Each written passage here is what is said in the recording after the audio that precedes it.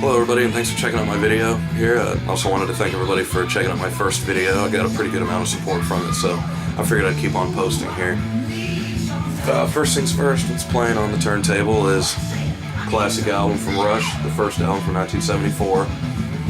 This is a great 70s rock album. It's got one of their biggest singles on it, Working Man.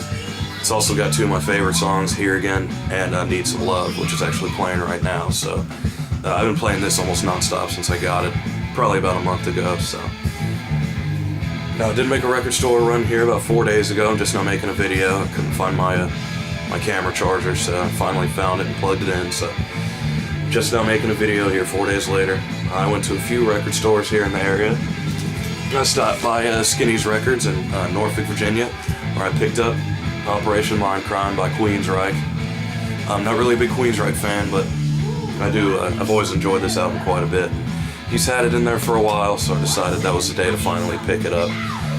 And I chatted it up with the owner, Steve, there for a while. He's very cool, laid-back guy, very knowledgeable, and loves talking about music and old rock and metal in the old days. And he's been in business since 87 or 86 or something, so he's been around, so always very cool talking to him. So I also stopped by a couple of record stores in Virginia Beach. I first went to Vinyl Days Records right there by the ocean front, and I picked up a few albums. I got The Masturbation Session by G.G. Allin.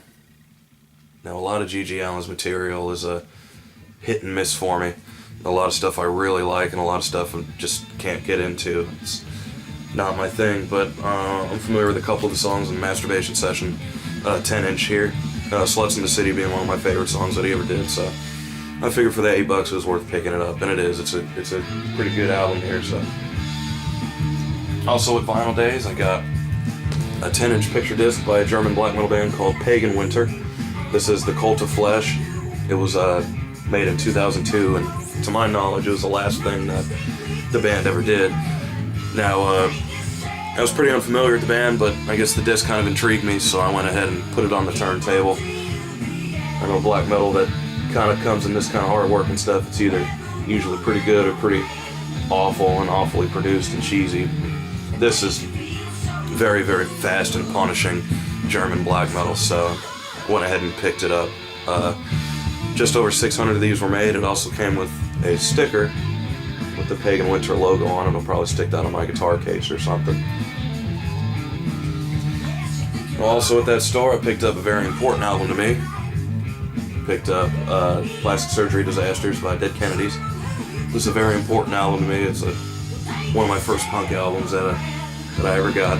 This is actually an original Spanish press, and it was made in Spain, and a lot of the wording on the back is in Spanish. And one of my friends in the area here said he also has this exact pressing from Spain, so I thought that was kind of cool. It was only $20, and I played it a few times since I got it 4 days ago, so just great classic album to me.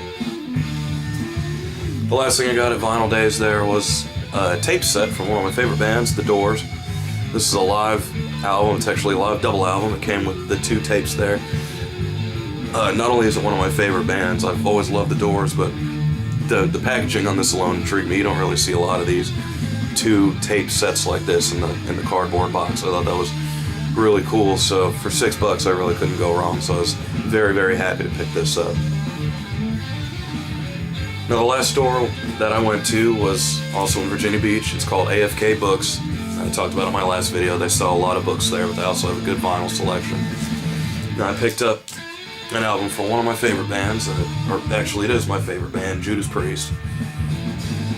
So I went ahead and picked this up. Sin After Sin is a great classic album. It is original, and they only wanted $10 for it, so I had to pick this up. So I also got The Eternal Idol by Black Sabbath. Now again, this isn't my favorite Black Sabbath album, but I am trying to get them all. And I have the first 10, missing Born Again, and then I have the 2 after Born Again, the 7-star, and now The Eternal Idol. This is a Tony Martin album. Tony Martin sang on this. So it's in pretty good condition too, so I was pretty happy to pick it up. Now, I know I'm trying to get all the Black Sabbath albums. I know a lot of them are rarer than others and very expensive, but I'm just going to keep on doing everything I can. So that was the extent of my vinyl haul from the 4th of February. I hope you enjoyed the video. Stay tuned to my channel. I guess I'll be uploading more whenever I make another record store run, which will probably be in about another week or so. Thanks again for watching, and thanks for all the support, and remember, when the needle drops, the bullshit stops.